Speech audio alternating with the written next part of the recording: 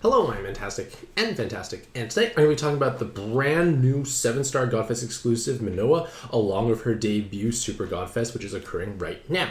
So today marks said debut, and Menoa is essentially a revamped version of Cotton or Nay, because she has a Godfest exclusive, in this case one higher rarity, that has 5 distinct evolution paths you can pursue, so a total of 6 different forms.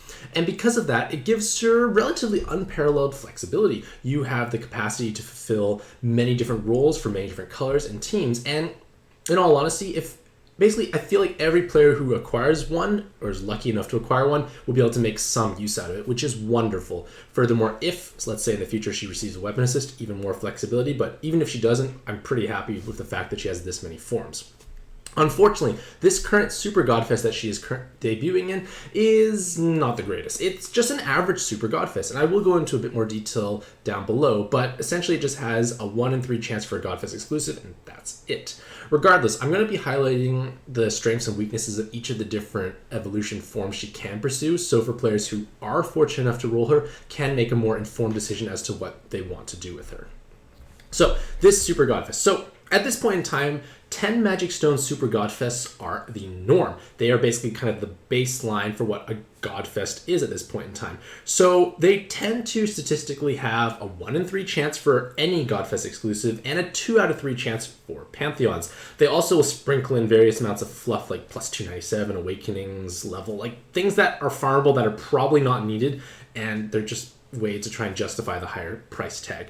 Either way, this current Super Godfest is just average. Like, it's the baseline. It's a just generic Super Godfest that just happens to have Menoa featured. That's all it is. It still has basically a 1 in 3 chance for a Godfest exclusive and 2 out of 3 chance for Pantheon. That's it. There are no increased rates like we have seen in the past. There are no Pantheon lowering aspects in the terms say 4 or 5-star Godfest exclusives being featured did push down the amount of Pantheons that could be acquired, which is obviously beneficial because those 4 or 5-star Godfest exclusives were helpful. There are also no seasonal cards featured, which are great to have because seasonal cards, even if it keeps the same 1 out of 3 chance for Godfest exclusive plus seasonal cards are much harder to roll because you're probably not going to roll in their respective event. So being able to directly acquire something like, say, Beach Fujin is how I got mine, can be meaningful. So taking all this into consideration, I feel like this is definitely a skippable Godfest because it is, like I said, just the baseline. You're not getting any other spicy aspects, which is what I look for when I want to spend my Magic Stones.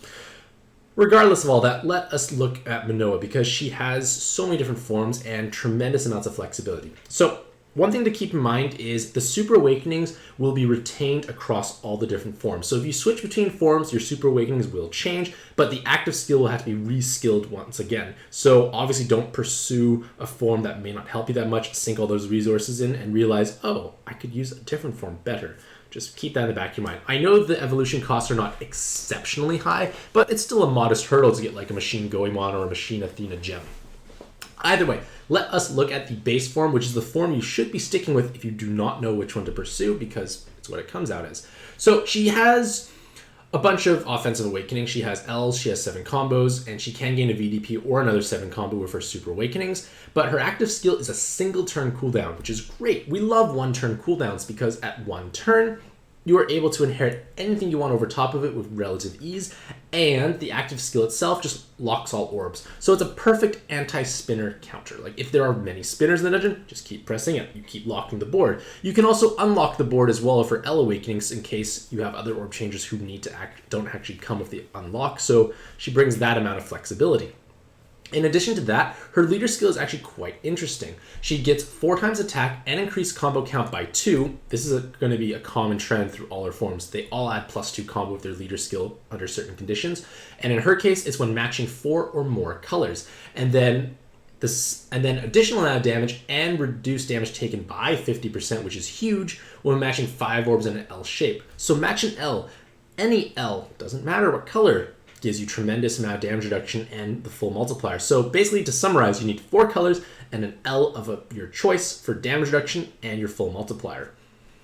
It is not a bad leader skill by any means. The plus 2 combo count is almost a pseudo 7x6 way to help offset the lower combo count of a smaller board. Obviously, you won't have the 12 additional orbs available, but you get a bonus combo count, which means you will most likely hit, or more likely to hit, those 10 combo awakenings if those are on your team, which can be meaningful. And it's also like a way to add passive damage as well.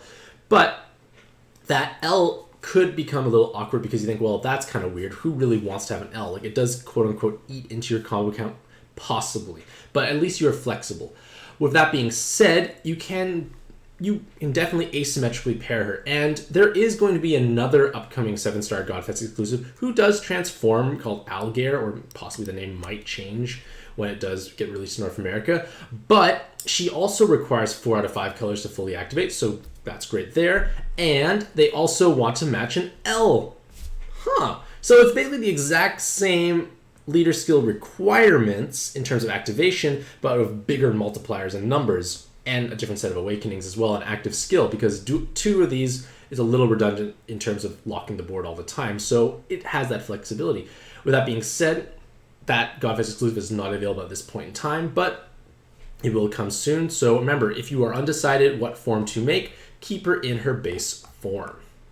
Now we come to Light Menoa, and one thing that I noticed is kind of weird is the monster numbers go up in order, but it jumps to light form first, then dark, then red, blue, green. Usually it goes red, blue, green, yellow, light, dark, but not this case. Weird thing I noticed while writing this. Either way, in her light form, she provides 2 big fingers, double 7 combo, guard break, pretty high amount, pretty nice distribution of stats, and pretty solid weighted stats all around. Her active skill is actually quite appealing. It's a 5-turn, 6 elemental board changer. So a Dark Kali produces all 5 colors and hearts on a 7-turn cooldown. This is 5 turns, so that's faster. And the reason why it's faster is because you give 1 turn of jammers more likely to appear by 10%. And you might think, well, I don't want to give myself jammers, but there are 2 benefits to this penalty.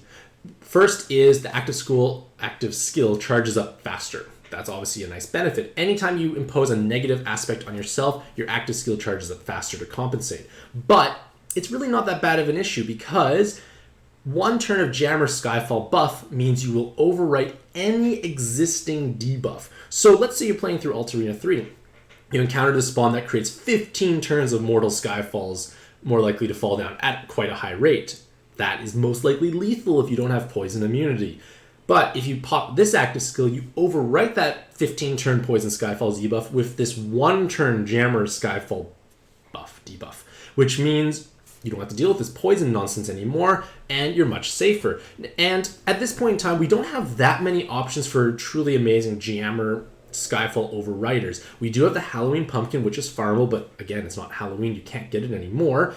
But Fenrir Viz was another sub, but the thing is, there are not many subs you could directly run. So having that option is beneficial, which gives her a bit of an edge there. So obviously, any team that can capitalize upon her typings and or awakenings can benefit. But it's her leader skill that does provide some interesting aspects as well. You have a solid amount of attack multiplier and a modest amount of damage reduction, but no other effective health or RCV. So you are a bit fragile, which means you want to asymmetrically pair her. But her active leader skill provides the damage reduction matching wood and light orbs. And then you also get +2 combos when matching wood and light. Furthermore, you also have a bonus amount of, you have your full attack multiplier matching 4 or more colors, and then auto follow attack damage with 5 or more colors. Lots of things going on. Basically, if you match 4 or more colors, you receive your damage multiplier, and you're probably going to match wood and light at the same time, so then you get damage reduction and +2 combos, and then all 5 colors is auto follow attack. It's a lot of things going on in this leader skill, and this is, I feel like, one of the first cards that provides auto follow attack with bonus combo count. And that is definitely meaningful because when you think about it, at this point in time, the strongest metrics are really 7x6 and auto follow attack. Put them together, big board, auto follow attack damage, you're relatively unstoppable. Yes, in Arena 6 is a little more annoying, but the point is, it's a pretty unstoppable combination. Now we acquire that almost to a certain extent in 1 card, which is definitely meaningful. We get bonus +2 combos is huge. Because in theory, like I feel like hitting the 10 combo is kind of the goal to tap into those damage awakenings if you run those cards. So on a 6x5 board, you have 7 to 8 combos on average. You might get a Skyfall. The point is, it's much easier to hit 10, and you have auto follow attack. Of course, Your auto follow attack is conditional on having 5 colors present, which may not always be the case, which means you probably will want to actually still have at least one follow attack card somewhere on your team, because otherwise you might be in a bit of trouble if you only have 4 out of 5 colors and you are facing a resolve spawn. Furthermore, her effective health is quite low, so that's why you want to asymmetrically pair them. And another thing is there is no typing restriction. And no typing restriction means you can use subs of any kind and any color, so you do give yourself some flexibility there. But at the same time, because of this flexibility, you may want to pair her with other strong premier rainbow leaders, such as New Year's Reach, Valentine's Ideal, or base Shinji. Depending on which card you pair with, there are obviously going to be various restrictions in place. And even if Menoa doesn't fully benefit from their multipliers, you can ensure all of your subs do. And having one card being off typing is not the end of the world. You will still get by and clear the dungeon. So don't think of it as too much of a hindrance. You want to asymmetrically pair because you want to have more bulk, because you are only 35% damage reduction with a single leader, which is incredibly fragile. And obviously there's the off chance you won't have wood and light at the same time. So a very powerful rainbow leader that does not have a matching restriction like her base form with the L, but you also add a couple more mechanics with the auto follow attack potentially. In her dark form, she is going to be primarily just a sub. And the reason for that is if we look at the leader skill, you get modest amounts of damage output and plus combos. Modest amounts of damage and damage reduction matching 2 or more dark combos. I dislike matching 2 combos of the same color because it's quite orb hungry, but it becomes much more problematic when you need to match other patterns, most notably VDP. That requires 9 plus 3. It can be harder to actually achieve that number of orbs. So I feel like that's definitely a bit of a drawback. And you also gain bonus combo count when matching 6 or more connected dark orbs. So if you want bonus combos, you need to make basically a row and have another dark match to get your full multiplier. This is quite orb hungry, and you're a devil type, so it's like, why not just use Yugi if you really could? I feel like she does make a tremendously strong Yugi pairing, not pairing, but a Yugi sub, because if we look at her awakenings, it's double 7 combo with probably a VDP and then 2 god killers. And at this point in time, Arena 6 and the future Alt Arena 4 have god spawns at the end, and the god spawns are the most dangerous, so having big personal damage against said spawns is meaningful. So she definitely fulfills the role of a damage solution for those types of dungeons, and like I said, that devil typing means she can be a sub on Yugi teams. Pretty helpful. In terms of her leader active skill, for one turn you give Dark Skyfall buff, cool, and then you change the second from top row to dark on a 6-turn cooldown. So pretty good value built into this active skill in my opinion. Like, it's a fast charging row maker with a Skyfall buff. The Skyfall buff may or may not help that much, but I'll take it. Like, a row on a 6-turn cooldown is actually pretty reasonable overall, so pretty nice solid sub solution. But again, if you're looking for a leader, you may want to look elsewhere. Although, one other thing I do want to mention with Yugi teams is it is possible that you build your team around having lots of rows and obviously VDP damage, but that means you may not have subs that have higher amounts of personal damage when just a row is matched. And that can become problematic because it might result in not enough damage to kill something. Whereas if you have something with at least some 7 combos, they can deal meaningful amounts of damage when you match a single row, so you don't always have to have those 6 dark orbs present. 9 dark orbs present to make a VDP. You can match 6 and possibly kill. So something like this can definitely be an alternative if you have no Hiei. Fire Menoa is a big TPA stick. She has big health because of her physical typing, and her active skill cuts your own health by 50% but makes a board of fire, wood, and hearts. So as I mentioned before, anytime you impose a negative aspect on yourself, you are going to lower the active skill cooldown.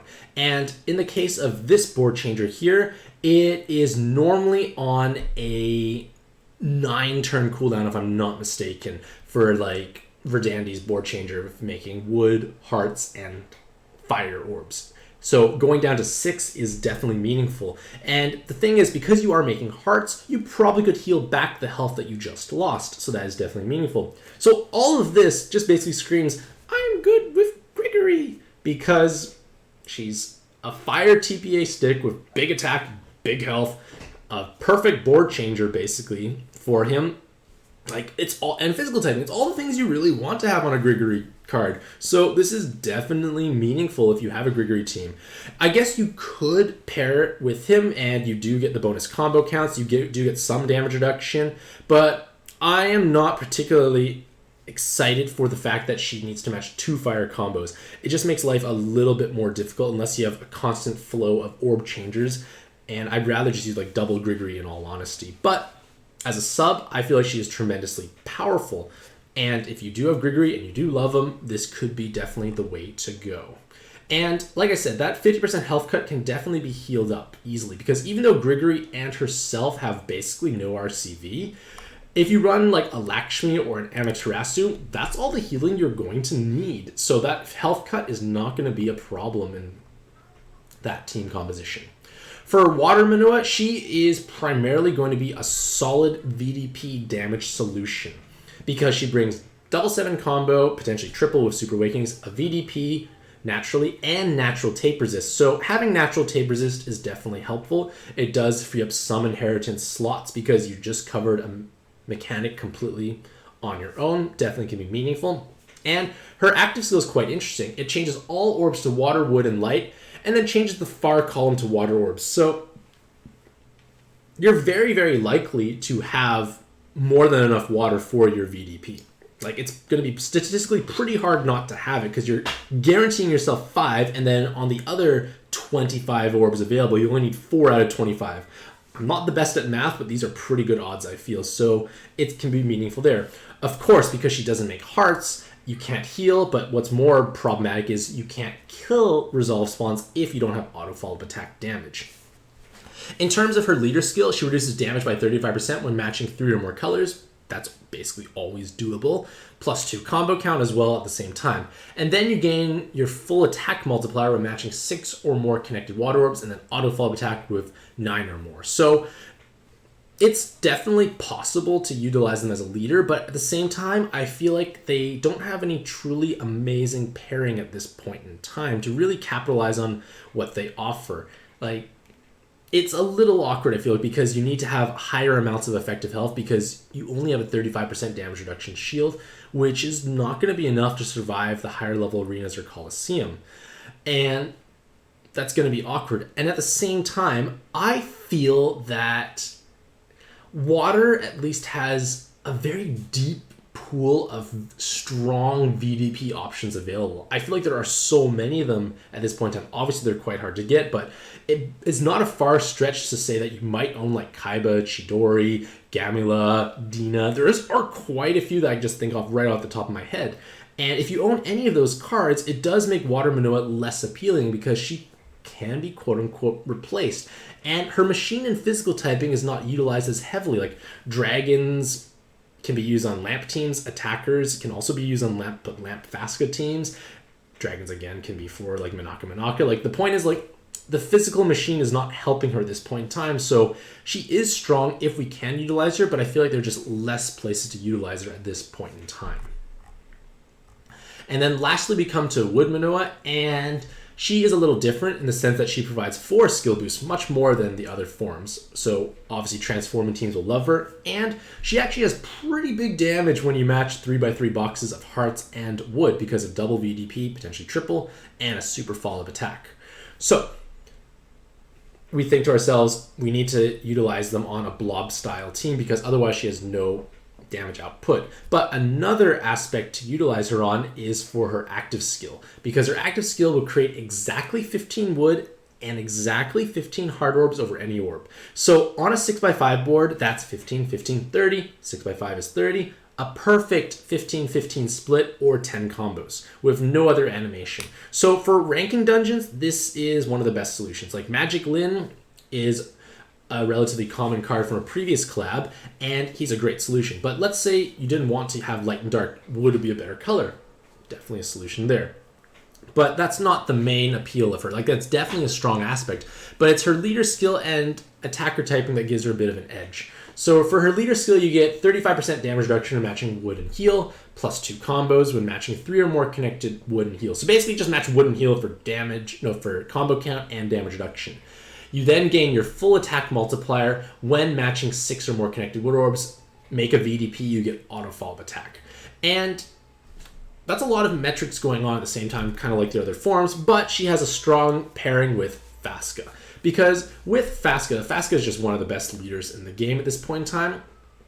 You create a team with 1.5 times health and 51.25% damage reduction. So basically doubling your health and then doubling your effective health and then gaining another 1.5 on top. You should have enough effective health to survive things at this point in time, I feel. But again, you can just obviously readjust subs and inherits if that's not the case. You have a solid amount of damage output. You have more than enough combos. You have 4 times RCV, which definitely should be enough.